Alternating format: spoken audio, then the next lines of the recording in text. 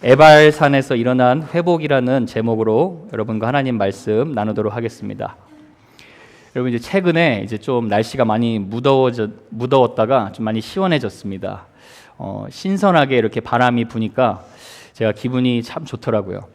여러분도 약간 비슷한 생각 하셨죠? 무덥다가 이렇게 바람이 부니까 기분이 좋지 않습니까?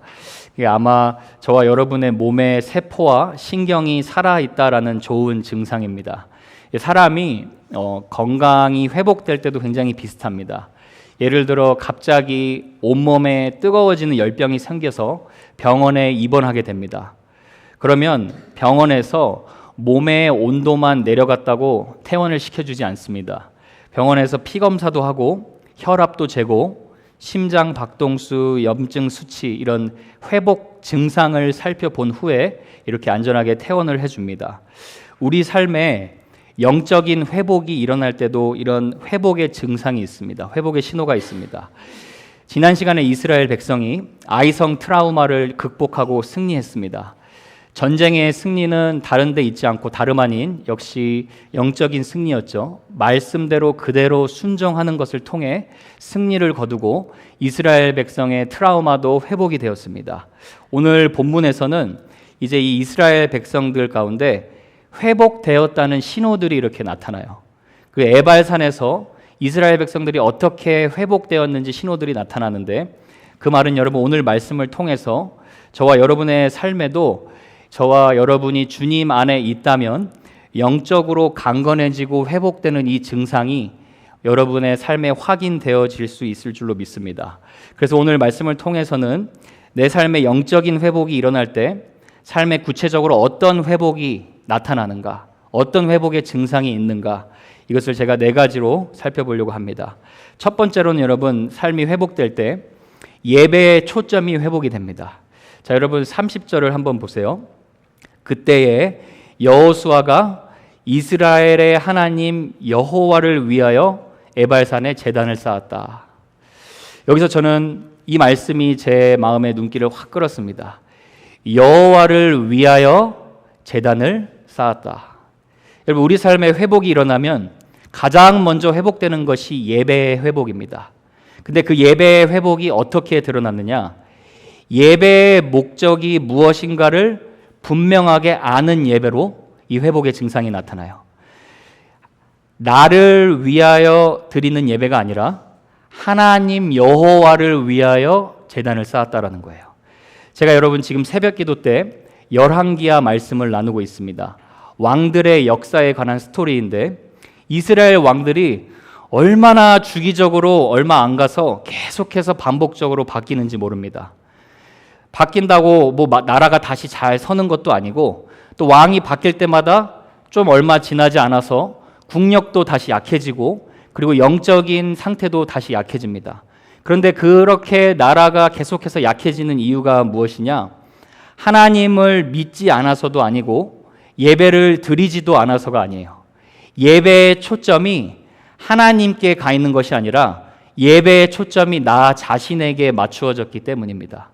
예배를 드리는 목적 자체가 하나님께 합당한 영광을 돌리기 위함이 아니라, 예배를 드려도 나의 만족과 유익을 위해 드리는 예배로 변질되었기 때문에 나라가 계속해서 무너집니다.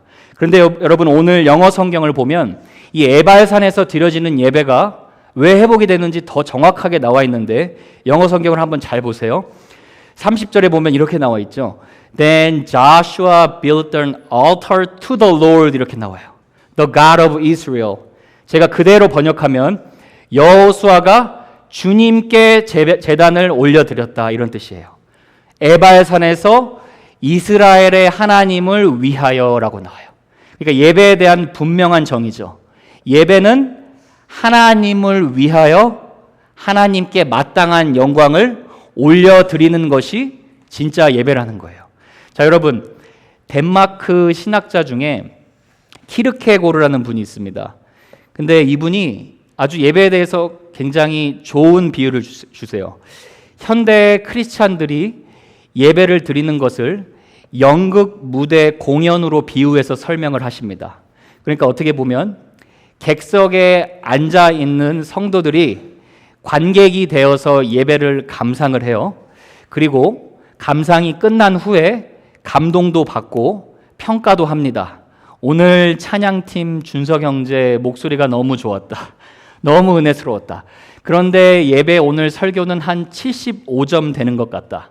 자, 여러분, 예배가 연극이면, 저 보세요. 예배가 연극이면 평가하는 거 당연한 거예요. 그렇죠? 예배가 연극이면 평가하는 게 너무나 당연한 일이에요. 절대 틀린 게 아니에요. 지난번에 저희 교회 전체가 여호수아 선극을 보러 갔었죠. 여호수아 선극 보러 가셔서 여호수아 선극 다 보신 후에 분명히 여러분 보신 분들은 나오시면서 그 선극에 대해서 감상평 한마디씩 하셨을 거예요. 아, 오늘 그 여호수아 뮤직이 너무 좋더라. 오늘 여호수아 그 말씀대로 너무나 잘 만들었더라. 예전에 제가 생각하기로는 우리 김은주 집사님은 그렇게 얘기하세요. 김은주 집사님은 그 여리고 성이 무너질 때 자기 속이 너무나 시원하셨대요. 이렇게 한마디씩 평가를 하세요. 괜찮아요. 왜요? 예배가 아니에요. 선극은. 선극은 공연이라서 그래요. 저는 나름 감상평을 이렇게 했었어요. 여호수아 역할을 맡은 자가 흑인이라서 너무나 산뜻했다. 왜냐하면 복음이 역시 인종을 초월한 연합을 보여주는구나. 난 그게 너무나 좋았다라고 얘기했어요. 근데 여기서 여러분 키르케고르가 말하는 통찰이 무엇이냐면요. 예배를 연극 무대로 비유하자면 객석의 자리가 바뀌어야 된다라는 거예요. 성도는 객석에 앉아서 연극을 보는 자가 아니라 오히려 무대 위에서 역할을 감당하는 자라는 거예요. 설교자는 무대 위에서 역할을 감당하는 배우들이 잘 감당하도록 돕는 보조자라는 거예요. 그럼 여러분 객석에 앉아서 우리의 예배를 살펴보시는 분은 누구세요? 주님이세요. 주님이 우리 삶의 예배를 지켜보신다라는 거예요. 과연 여러분 한번 생각해 보세요. 오늘날에 예수님이 우리 삶의 예배를 지켜보신다라는 마음으로 예배를 드리는 성도님들이 얼마나 있을까요? 그래서 여러분 예수님이 말씀을 하셨어요. 요한복음 4장 23절에 아버지께 참되게 예배하는 자들은 성령과 진리의 말씀으로 예배할 때가 오나니 곧 이때라. 아버지께서는 이렇게 예배하는 자들을 어떻게 하고 계신다고요? 찾고 계신다라는 거예요. 성령과 하나님의 말씀으로 하나님이 내 예배를 보시는구나 하고 주님께 온전히 영광을 돌리는 자들을, 진짜 예배자를 찾고 있다라는 거예요. 여러분, 저는 오늘 본문이 너무나 감격스러운 회복의 현장이라고 생각합니다. 왜냐하면 이제 아이성 전투를 승리한 후에 축제를 즐길 법한도 한데 여호수아가 가장 먼저 하는 것이 무엇이냐? 예배예요. 하나님을 위하여 예배를 올려드리는 거예요. 그것도 에발산은 여러분 해발 900m를 올라가야 돼요. 그러면 200만 명을 다 이끌고 12시간을 적어도 걸어야지 올라갈 수 있는 곳이에요. 그러면 여러분 지금 여호수아의 각오와 결단이 무엇입니까? 다시는 우리가 하나님 앞에 우리의 힘으로 승리했다라는 자만심을 버리고 철저히 하나님께만 영광을 돌리겠다 하는 그 각오와 결단이에요. 예배의 대상은 오직 영광을 받으셔야 하는 하나님이시다라는 각오와 결단으로 이 예배를 가장 먼저 올려드리는 거예요. 사랑하는 여러분, 우리의 예배의 영광을 받으시는 분은 오직 주님이신 줄 믿습니다. 여러분이 예배에 나올 때마다요, 정말 수많은 성도님들 계시지만 여러분 하나님께서 그 예배자들을 찾고 계세요. 하나님이 나를 위하여 예배하는 자가 없을까? 왜 다 문제 해결, 소원 성취, 자기 유익을 위하여 예배 드리지 나의 영광을 위해 합당하게 예배 드리는 자 없을까? 오늘 하나님이 그런 예배자를 찾고 계신다라는 거예요. 여러분, 예배를 통해 감동도 받으시길 바랍니다. 그러나 예배의 초점이 하나님만이 영광을 받으셔야 한다. 이런 진정한 고백으로 여러분이 예배에 나아올 수 있기를 축복합니다. 그럼 여러분이 영적으로 회복되었다는 증상이에요. 그렇게 회복되면 여러분 또 회복되는 것이 있는데 예배의 은혜가 회복이 돼요. 예배의 은혜. 자, 여러분 성경에 보면 하나님의 은혜는 어떤 자들에게 임한다라고 말씀하죠? 하나님의 은혜는 누구에게 임합니까? 하나님은 누구누구에게 은혜를 베푸시나니 라고 얘기하죠. 그 자가 누굽니까? 교만한 자는 대적하시고 겸손한 자에게 은혜를 베푸신다라고 얘기하세요. 그러면 여러분, 교만한 자가 드리는 예배는 거부하시는 거예요. 자, 여러분, 하나님께 자신을 낮추고 겸손하게 드린 예배가 어떤 예배인지 오늘 본문에 아주 정확하게 나와 있어요. 오늘 예배를 에발산에서 드리는데 여호와의 종 모세가 어떻게 예배를 드린지 보세요. 31절에 같이 한번 읽어보겠습니다. 31절 시작. 이는 여호와의 종 모세가 이스라엘 자손에게 명령한 것과 모세의 율법책에 기록된 대로 쇠 연장으로 다듬지 아니한 새 돌로 만든 제단이라. 쇠 연장으로 다듬지 않은 새 돌. 이것이 의미하는 바가 무엇일까요? 인간의 손이 닿지 않은 돌을 말하는 거예요. 그러니까 새 돌은 무엇이냐면 사람의 어떤 자랑이나 공로나 노력이 섞이지 않은 하나님의 전적인 은혜로 드려지는 예배를 말하는 거예요. 그러니까 여러분, 예배를 드린다라는 것은 예배 드리는 자가의 태도가 내가 지금 하나님 앞에 하나님을 아버지로 부를 수 있고 하나님의 말씀이 내 마음에 들리고 하나님께 찬양할 수 있는 이 모든 자체가 내가 어떤 것을 잘해서가 아니라 철저히 하나님의 은혜로만 드려질 수 있는 은혜구나. 그것을 아는 자의 예배를 주님께서 받으신다라는 거예요. 여러분, 우리가 때로는요, 자꾸 예배 드릴 때마다 이 부분, 중요한 부분을 간과할 때가 있어요. 내가 어떤 선한 행위를 했기 때문에, 내가 이렇게 잘 섬겼기 때문에 하나님 앞에 떳떳하게 설 수 있다라는 오해를 할 때가 많아요. 그리고 이번 주에는 내가 큐티를 너무나 한 번도 빠지지 않고 잘했기 때문에 그런 내 자신의 퍼포먼스를 보고 다른 사람들과 비교하면서 나는 은근히 우쭐해질 때가 많이 있어요. 그런데 여러분, 예배를 드리는 자의 진짜 고백은 하나님, 내가 이렇게 했고 내가 다른 사람보다 이렇게 해서 내가 하나님 앞에 떳떳하게 섭니다가 아니라, 여러분, 예배는, 저 따라해 보세요. 예배는 3인칭의 예배가 되어야 한다. 1인칭의 예배는 내가 이렇게 했어요, 내가 이렇게 했으니까 주님께 자랑할 것이 있어요. 근데 3인칭의 예배는 무엇이냐면 주님이 나를 이렇게 불러주셨고 주님이 나를 용서해 주셨고 의롭지 못한 상태임에도 불구하고 나를 의롭다 칭해 주셨고 그런 은혜를 베풀어 주셨기 때문에 제가 하나님 앞에 예배 드릴 수 있습니다 라고 고백할 수 있는 자. 여러분, 이렇게 고백하는 자에게 하나님은 은혜를 베풀어 주신다는 거예요. 그런 자가 하나님의 예배를 진정으로 드릴 수 있는 은혜의 보좌 앞에 담대히 나아간다라는 거예요. 여러분, 이 은혜를 알아야 찬양을 불러도요, 여러분, 십자가를 생각하면서 한 번이라도 눈물을 훔치면서 예배드릴 수 있어요. 여러분, 제가 목회를 하면서요, 목회에 굉장한 도전을 받습니다. 무슨 도전을 받냐면요, 목회의 도전은요 뭐냐면 십자가의 복음을 경험하지 못한 성도들이 너무나 많다라는 거예요.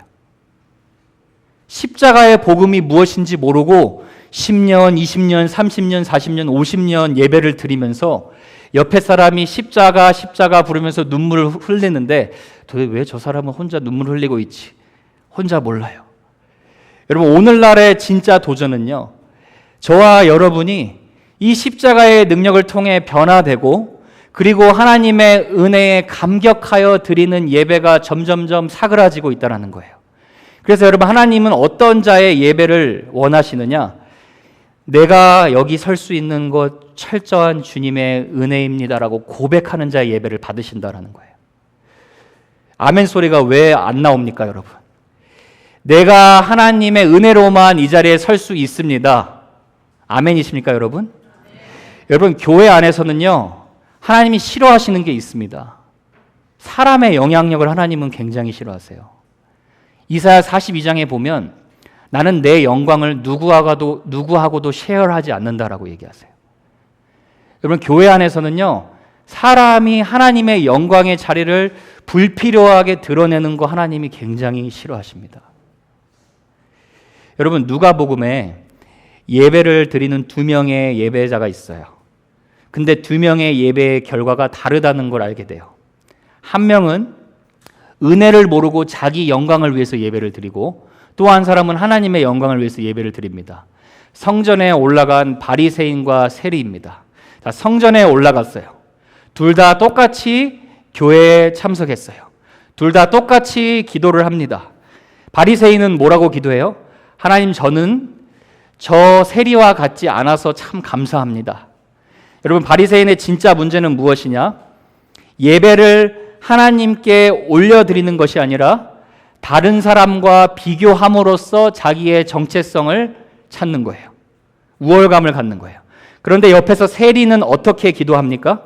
기도에 화려한 수식어도 없어요. 그냥 가슴을 칩니다. 하늘을 보지도 못해요. 그리고 하나님께 얘기합니다. 하나님이여, 나는 죄인이로소이다. 여러분, 이 고백은 세리가 죄책감에 시달려서 하는 고백이 아니에요. 죄책감은 가룟 유다도 갖고 있었어요. 죄책감은 누구나 가질 수 있어요. 그러나 이 고백은 어떤 고백이냐? 하나님, 제 자신은 하나님 앞에, 거룩하신 하나님 앞에 죄인으로밖에 설 수 없으나 그런 죄인을 사랑하고 용서해 주시고 변화시켜 주시고 구원해 주시는 분은 오직 주님뿐입니다. 그렇게 고백할 수 있는 은혜의 고백이라는 거예요. 그리고 여러분, 뭐라고 얘기해요? 한마디 해요. Have mercy on me. 하나님, 나를 불쌍히 여겨주세요. 자기 비하가 아니에요. 복음의 능력을 경험한 자들만이 할 수 있는 고백이에요. 왜냐, 여러분, 자기 의로 차 있는 사람, 바리새인과 같은 경우에는 이런 고백을 하지 않아요. 나를 불쌍히 여겨달라고. 그렇지 않아요. 하나님, 내가 잘하고 있어요. 하나님, 저 보세요. 그러나 여러분, 예배의 결과가 다르다라는 거예요. 잘 들어보세요. 누가복음 18장 14절, 하나님이 대놓고 보여주시는 거예요. 내가 너희에게 이르노니 이에 저 바리새인이 아니고 이 사람 세리가 의롭다 하심을 받고 그의 집으로 내려갔느니라. 무릇 자기를 높이는 자는 낮아지고 자기를 낮추는 자는 높아지리라. 여러분, 오늘 이스라엘 백성이 저주의 말씀이 선포되는 에발산에서 번제를 드리는 이유가 있어요. 왜 저주의 말씀이 선포되는 에발산에서 예배를 드립니까? 지금 여호수아가 이스라엘 백성 200만 명 다 끌고 가서 보여주는 거예요. 우리는 이렇게 우리의 죄 때문에 저주를 받을 수밖에 없는 존재인데, 이 죄 없는 동물에게 죄가 대신 옮겨지고 이 피 흘림으로 말미암아 예수 그리스도께서 우리의 죄의 저주를 대신 받으셔서 우리는 에발산에서 저주를 받는 자로 서는 게 아니라 오직 그리스도의 보혈의 은혜로 그리심산에서 하나님의 축복을 받는 자녀로서 설 수 있음을 지금 여호수아가 이스라엘 백성에게 분명하게 선포하는 거예요. 그래서 이 예배는 하나님의 은혜를 아는 자가 경험하는 진짜 예배라는 거예요. 사랑하는 여러분, 이 은혜를 생각하고 또 생각하고 묵상하며 예배를 드리는 곳이 교회입니다. 교회는 100점짜리 인생이 모이는 곳이 아니라 0점 마이너스 인생이 모여서 주님께서 주시는 100점을 받고 구원받는 곳이에요. 여러분, 교회는 감동받는 곳이기 전에 변화받고 회개하고 주님에 의해 옷을 입고 사람이 달라지는 곳이에요. 지난주에 제자훈련 하는데 우리 유 집사님이 그 말을 하세요. 여러분, 예수님을 만나니까 거듭나는 거라고, 인격이 달라지는 거라고, 새 사람이 되는 거라고. 여러분, 예수님을 만난다라는 것은 나쁜 습관 하나 고치는 게 아니라요, 죽었다가 완전히 새 사람이 돼서 신비한 복음의 능력을 경험하는 곳이 교회인 줄로 믿습니다. 여러분, 이 예배 가운데 여러분 은혜 받으려면 어떻게 해야 되는 줄 아세요? 하나님은 상한 심령을 가까이 하십니다. 마음이 상한 자를 가까이 하세요. 여러분, 예배 가운데 이 고백이 있으십니까? 하나님, 저는 오늘 또 이런 죄인의 모습으로 오지만 저 같은 죄인을 어떻게 또 사랑해 주셨습니까? 여러분, 시편 기자의 고백이에요. 하나님, 제가 도대체 무엇이간데 저를 이렇게 불쌍히 여겨주십니까? 제가 도대체 무엇이간데 이 전능하신 하나님을 아버지로 부를 수 있는 은혜를 주십니까? 여러분, 예배 가운데 이 빈손으로 나오는 거예요. 자랑할 거 없습니다. 여러분, 이렇게 겸손한 심령으로 나오는 성도 여러분에게 주님께서는 그 빈손에 은혜의 보따리를 가득 들고 세상을 힘있게 살아가게 하실 줄로 믿습니다. 세 번째 일어난 회복은 말씀 중심의 삶의 회복이에요. 여러분, 지금 여호수아가 예배를 드리자마자 무엇을 하는지 32절 말씀을 보세요. 여호수아가 거기서 모세가 기록한 율법을 이스라엘 자손의 목전에서 그 돌에 기록하매, 그렇게 얘기해요. 이스라엘 자손이 보는 모든 그 환경 앞에서 다시 돌을 가져와서 하나님의 말씀을 일일이 기록하는 거예요. 그래서 모든 백성들이 이 말씀을 쉽게 볼 수 있도록 하는 거죠. 무엇을 기록했나? 뭐 10계명을 기록했을 수도 있고, 또 모세가 명한 율법 713개의 명령, 하지 말아야 할 명령, 해야 할 명령 다 새겼을지도 모릅니다. 그럼 여러분, 그 상황을 여러분이 에발산에서 드려지는 예배의 상황을 한번 생각해 보세요. 예배를 드리자마자 돌판을 놓고 여호수아가 기록을 해요. 200만 명이 그걸 다 쳐다보고 있어요. 숨죽이고 쳐다볼 때 여러분, 백성들은 무슨 생각을 하면서 쳐다봤을까요? 처음 마음 초심으로 돌아가는 거예요. 가나안 땅에 들어오기 전 주님이 우리에게 약속해 준 그 말씀 기억하는 거예요. 기억나세요? 이 율법책을 네 입에서 떠나지 말게 하고 주야로 그것을 묵상하여 그 안에 기록된 대로 다 지켜 행하라. 그리하면 우리 길이 평탄하게 될 것이고 네가 형통하리라. 우리 초심으로 돌아가자 이거예요. 아이성 전투 승리하게 하신 거, 가나안 땅에 들어오게 하신 거, 요단강을 건너게 하신 거, 내 리더십도 아니고 우리가 뭘 잘해서도 아니고 철저히 주님의 말씀에 달려있는 것이다. 우리 인생이 죽고 사는 것은 이 살아계신 말씀을 묵상하고 그 안에 기록된 대로 지켜 행하느냐에 따라 달려있다. 여호수아는 지금 여러분 그 기본기로 돌아가는 거예요. 여러분 한번 생각해 보세요. 전쟁 중에 있잖아요. 전쟁 중에 있으면 여러분 다른 거 해야 될 일이 바쁘잖아요. 군사도 정비해야 되잖아요. 근데 여러분 오늘날로 말하면 이런 거예요. 고3 수험생한테 네 인생의 SAT 열심히 준비해라. 당연한 거죠. 그런데 예배자 부모님들은 얘기하는 거예요.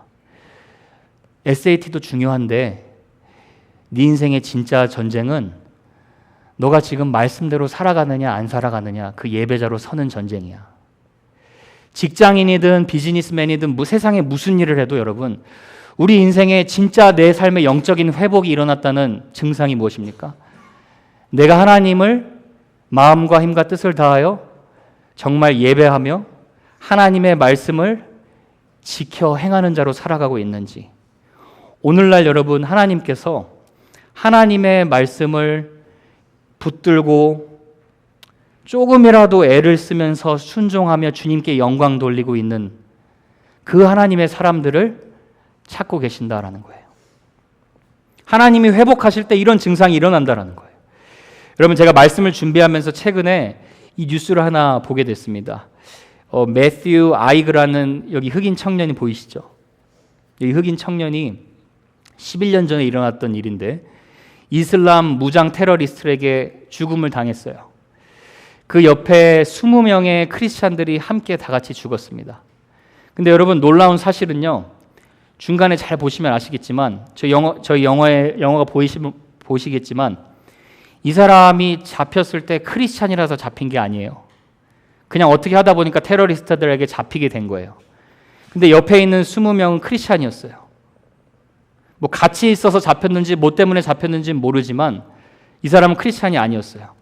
그래서 총을 대고 칼을 들이대면서 이 크리스찬들에게 한 명씩 예수 그리스도를 부인하라고 요구하는데 그 모든 요구를 거절하면서 나는 주님의 것입니다라고 한 명 한 명 크리스찬이 죽어나가는 거예요. 근데 그 사실을, 그 목격을 지금 이 매튜 아이그란 분이 다 보는 거예요. 크리스찬이 이렇게 한 명씩 죽어가는 것을. 그리고 나서 이제 이 사람 차례가 와서 너도 그리스도를 저주하라고 얘기했는데 싫다고 말합니다. 그리고 이 사람이 뭐라고 얘기하냐면 저기 영어로 보면 이렇게 나와요. Their God is my God이라고 얘기해요. 저들의 하나님도 나의 하나님이다라고 얘기해요. 왜 그랬을까요? 복음을 들었어요? 십자가의 복음을 들었어요? 못 들었어요. 근데 뭘 봤냐? 적어도 하나는 본 거예요. 이 20명의 크리스찬들이 죽어가는데 예수님 때문에 자기 목숨 아까워하지 않는 저 모습이 저거 믿음 진짜구나. 저 믿음 적어도 진짜구나. 그 용기를 본 거예요. 그리고 나서 어느 순간 강도처럼 옆에 강도, 천국 간 강도처럼 마음의 변화가 일어난 거예요. 이 사람이 믿는 하나님 진짜다. 그리고 이분도 Their God is my God, 룻이 나오미를 보고 고백한 것처럼 저들의 하나님, 나의 하나님 고백하고 세상을 떠나게 됩니다. 하나님의 품에 안겼을 거라고 생각해요. 여러분, 제가 무엇을 말씀드리는 겁니까? 이스라엘 목전에서 말씀을 다시 기록한다. 다시 기본으로 돌아가겠다는 거예요. 말씀으로 돌아가겠다는 거예요. 우리는 말씀대로 사는 것이 우리 인생에 죽고 사는 것이 달려있다. 철저한 기본기로 돌아가는 거예요. 이게 교회 공동체가 선포해야 될 하나님의 말씀이에요. 말씀대로 살면 사는 거고 말씀대로 살지 않으면 죽는 거다. 이것을 선포해야 되는 곳이 교회예요. 여러분, 한국 교회에서 가장 존경받는 목사님 중에 한경직 목사님이라는 분이 계세요. 그 목사님이 돌아가시기 전에 한 젊은 목사님이 덕담 한마디 부탁드립니다라고 얘기해요. 좋은 조언 한마디 해주세요. 그랬더니 한경직 목사님이 얘기하세요. 좋은 덕담이요? 목사님들, 예수님 잘 믿으시기 바랍니다. 이렇게 조언하셨어요. 여러분, 무슨 말인지 이 한마디에 녹아지는 거 조금 이해가 되세요? 여러분, 예수님 잘 믿으시기 바랍니다. 예수님 잘 믿어서 목사님 된 거 아니에요? 근데 무엇을 말하고자 하는 겁니까? 기본기로 돌아가라는 거예요. 여러분, 말씀대로 믿음으로 살기 위해 항상 그 말씀 안에 거하는 삶 사세요. 여러분, 말씀 중심의 삶, 매튜 아이그처럼 여러분 크고 거창하고 순교하는 삶일 수도 있겠지만 저는 그렇게 생각합니다. 그저 처음 마음처럼 주님 찾았던 것처럼 주님께 감사했던 것처럼 하나님, 오늘 또 다시 주님의 말씀대로 살아보기 원합니다. 주님께서 저에게 믿음 주셨으니 주님 말씀대로 또 다시 순종해 보기를 원합니다. 그럴 때 여러분, 여러분의 영혼이 살아나고 인생의 모든 방향이 주님께 맞춰질 수 있는 은혜가 임할 줄로 믿습니다. 말씀 중심의 삶을 살아가는 거예요. 그게 회복된 증상이에요. 자, 마지막 네 번째로 일어난 회복은 온 가정의 믿음이 회복됩니다. 자, 여러분, 이스라엘이 기록된 말씀을 보며 섰어요. 오늘 말씀을 보니까 200만 명 중에 절반은 모세가 축복을 선포했던 그리심산에 서고 또 다른 절반은 하나님의 말씀에 저주를 선포했던, 이렇게 불순종하면 저주를 받게 될 것이다 라고 선포했던 에발산에 섰습니다. 오늘 그 말씀이 33절에 나오죠. 보세요. 온 이스라엘과 장로들과 관리들과 재판자들과 본토인뿐 아니라 이방인까지, 그리고 절반은 에발산 앞에 섰고 또 절반은 그리심산 앞에 섰어요. 그리고 모세가 이스라엘 백성에게 축복하라고 명령한 대로 지금 여호수아가 다시 모든 이스라엘 백성에게 하나님의 말씀을 선포하는 거예요. 이 말씀이 어디에 나와 있느냐? 신명기 27장, 28장에 나오는 말씀을 선포하는 거예요. 자, 여러분, 이렇게 제가 말씀만 드리면 여러분이 좀 느끼기가 힘드시죠? 비주얼라이즈를 해보시기 쉽게, 한번 느껴보시기 쉽게, 여러분이 제가 말씀을 읽으면 여러분이 크게 아멘이라고 크게 한번 합독해 보세요. 지금 200만 명이 쩌렁쩌렁 이 말씀에 아멘 하고 외치는 거예요. 자, 보세요, 여러분. 내가 네 하나님 여호와의 말씀을 청종하면 이 모든 복이 내게 임할 것이니라. 아멘. 이게 200만 명 소리보다는 더 커야죠, 여러분. 성읍에서도 복을 받고 들에서도 복을 받을 것이니라. 내 몸의 자녀와 네 토지의 소산과 네 짐승의 새끼와 소와 양도 복을 받을 것이라. 네가 들어와도 복을 받고 나가도 복을 받을 것이니라. 아멘. 근데 에발산에 사실은 저주의 말씀을 먼저 선포했어요. 뭐라고 얘기했냐? 네가 악을 행하고 하나님을 잊으면 네 손으로 하는 모든 일에 하나님께서 저주와 혼란과 책망을 내릴 것이니라. 아멘 해야죠. 똑같이 아멘을 했다고요. 네 몸에 연병이 들게 할 것이고 썩는 재앙으로 치실 것이다. 그러면 이스라엘 백성이 아멘 한 거예요. 똑같이. 보세요 여러분 14절 15절 레위 사람은 큰 소리로 이스라엘 모든 사람에게 말하여 이르기를 장색의 손으로 조각하였거나 부어 만든 우상은 어떻게든 하나님 외에 너희들이 만들어내는 우상은 여호와께 가증하니 그것을 만들어 은밀히 세우는 자는 저주를 받을 것이라 할 것이요 하니까 모든 백성이 아멘 할지니라. 말씀을 선포할 때마다 하나 되어서 아멘 한 거예요. 모든 백성이요. 근데 여러분 오늘 35절 마지막 말씀 보면 이렇게 나와요. 모세가 명령한 것은 여호수아가 이스라엘 온 회중과 여자들과 아이와 그들 중에 동행하는 거류민들 앞에서 낭독하지 아니한 말이 하나도 없었더라라고 나와요. 그럼 여러분 다르게 한번 생각해 보면 지금까지 남자들이 정신을 못 차려서인지는 모르지만 정확히 몰라요. 여자들과 아이들에게 하나님의 말씀을 온전히 낭독했던 적이 없었다라는 사실일 수도 있어요. 근데 오늘 예배가 회복되니까 어떻게 됐느냐? 공동체가 같이 회복이 되고 공동체가 한 말씀으로 하나님 앞에 아멘으로 화답을 하고 그리고 하나님은 가정까지 회복해 주시는 역사를 일으키셨다라는 거예요. 여러분, 가정이 아무리 힘들어도요. 그래서 교회에 와서 말씀을 통해 내가 은혜 받고 변화되면 은혜 받고 변화된 여러분 한 사람 한 사람을 통해 하나님은 가정을 회복시키십니다. 여러분 믿으세요? 여러분 우리는 신앙생활 하면서요. 이분화법으로 생각할 때가 있어요. 내 가정은 가정 따로, 교회는 교회 따로. 근데 여러분 한번 성경을 보세요. 여호수아를 보면서 알 수 있는 게 있어요. 신약에도 이게 그대로 이어지는데요. 잘 들으세요. 따라해 보세요. 교회 공동체의 비전이 가정의 비전이다. 여러분 맞다고 생각하세요? 여러분 교회 공동체의 비전에 하나 돼서 교회를 위해 헌신하는 가정치고 복 안 받는 가정 없습니다. 여러분 교회 공동체의 비전을 거스리고 내 가정의 가운을 따라야 돼. 우리는 공동체의 비전보다 가정의 가운이 더 중요해 하는 사람 치고 사실 하나님께 복 받는 가정 많이 없어요. 알려드릴까요? 바로 옆에 바로 뒤에 아간을 생각해 보세요. 아간은요 하나님의 미션보다 personal interest, family interest가 훨씬 더 중요했어요. 어떻게 하십니까? 하나님이 데리고 가세요. 더 이상 쓰임받지 못해요. 여러분 신약 초대교회 한번 생각해 보세요. 아나니아 삽비라 단순히 헌금을 가지고 자신이 믿음 좋은 위선의 문제가 그게 문제가 아니에요. 교회의 비전은 오직 주님만이 영광 받는 게 교회의 비전이에요. 그런데 아나니아와 삽비라는 자신들이 영광을 받으려고 주님의 이름을 이용합니다. 하나님이 데려가십니다. 자, 그러면 여러분 교회의 비전과 하나 된 가정이 또 있어요.